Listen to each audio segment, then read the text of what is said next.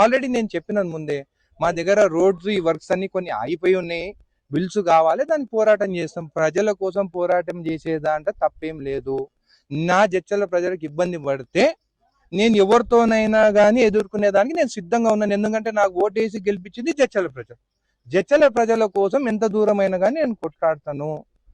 బట్టి గారి దగ్గర పోయి బిల్స్ కోసం కొట్లాడతాను. ఏముంది, నేను ఇంట్లో మా నాయనతో కొట్లాడనా? అట్లనే ఆయన దగ్గర పోయి నేను కొట్లాడతాను. తప్పేముంది? ఇవ్వకుంటే నేను దీక్షలో కూడా కూర్చుంటాను. తప్పేముంది? ఇది ప్రజాస్వామ్యం. అంబేద్కర్ గారు రాసిన రాజ్యాంగం ఇది. ప్రశ్నిస్తూనే ఉండాలి మన పని జరిగే వరకు. ఆయన పైన గౌరవం ఉంది, అంబేద్కర్ గారి పైన. ఆ గౌరవంతోనే నేను ఎప్పుడు ప్రశ్నిస్తూనే ఉంటాను. నా జడ్చర్ల నియోజకవర్గం ప్రజల గురించి ఎప్పుడైనా ప్రశ్నిస్తూనే ఉంటాను, కొట్లాడుతూనే ఉంటాను.